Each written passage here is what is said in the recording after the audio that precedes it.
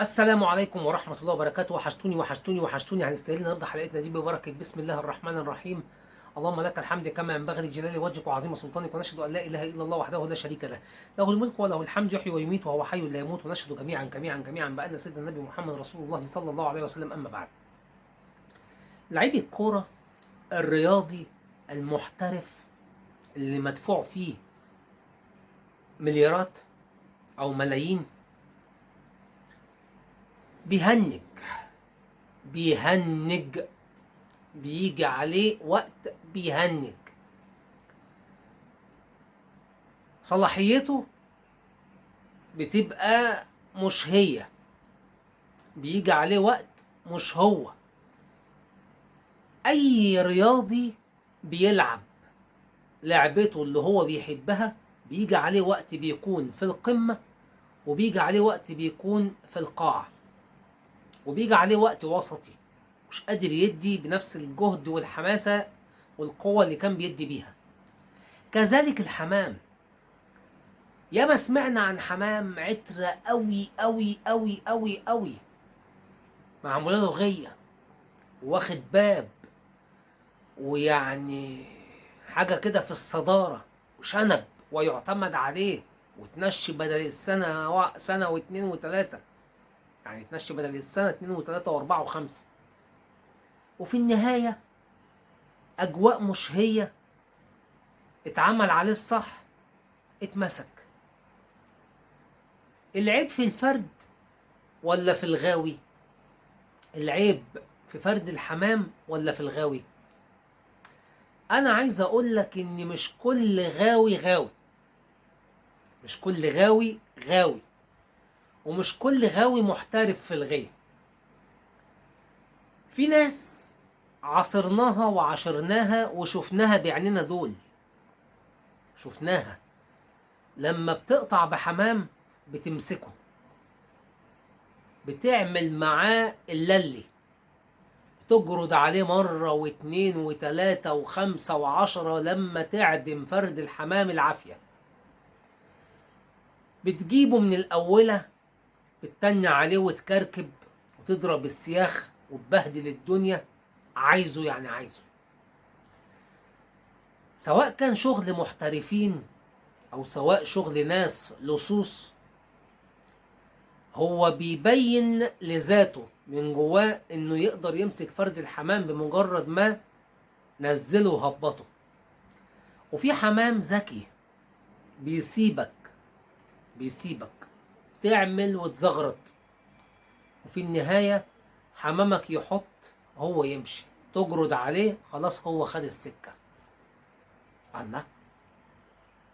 طب فرد الحمام بقى، نرجع لمرجوعنا اللي اتمسك وبقاله 3 4 5 سنين في قلب الغية، ده عيب من الغاوي ولا عيب من فرد الحمام؟ اقول لك عيب من الاتنين.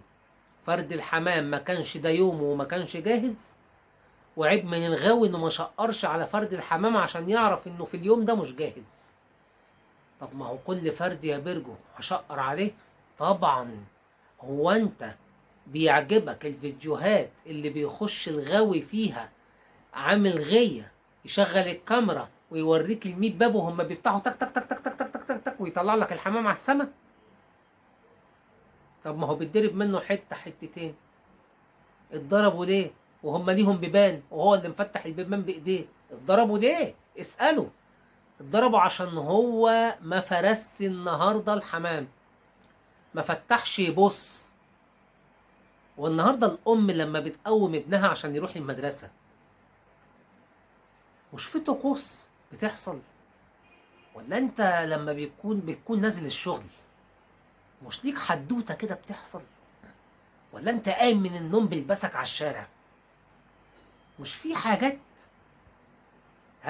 في حاجات كده لازم تدخل تواليت، تشوف حالك، تغسل وشك، تتمضمض، تغسل سنانك، تظبط حالك، الصابونه تشتغل، توضى تصلي ركعتين، هدومك المكويه تتلبس، البرفن يترش، الشراب يتعمل، الجزمه متلمعه، جرافطه والبدله لو انت في هيئه حكوميه ولا مؤسسه ولا اي حاجه من دول.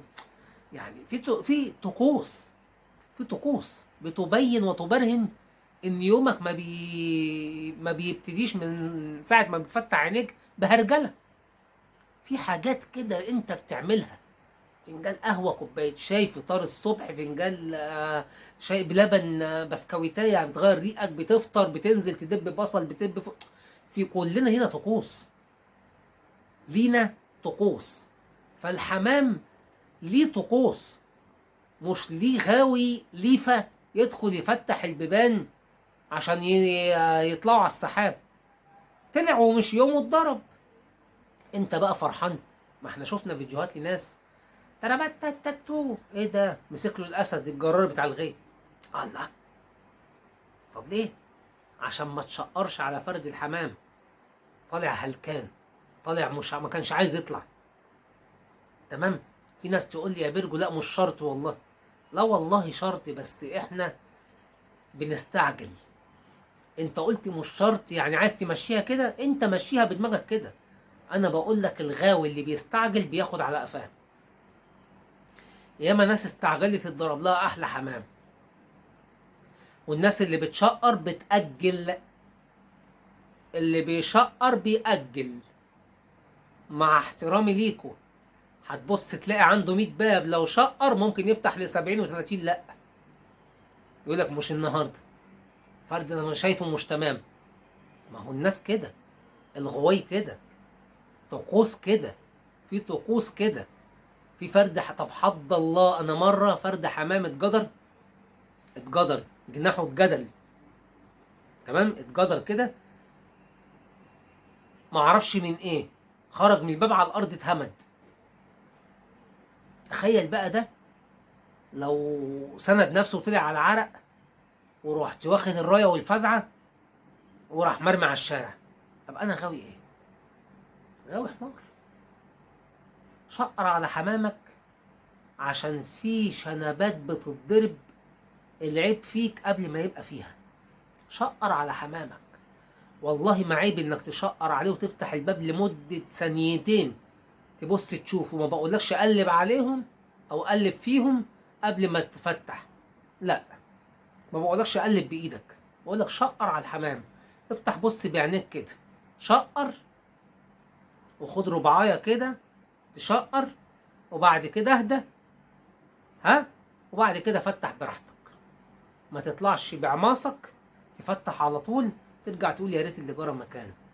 اسف اسف اسف، بس حاولت انوه، لان في غيات بطلعها بسمع انا مسكت لفلان الشنب اللي عنده، لما بسأل فلان بيقول لي كان بقاله سنتين 3 4، سنتين 3 4 ويتضرب.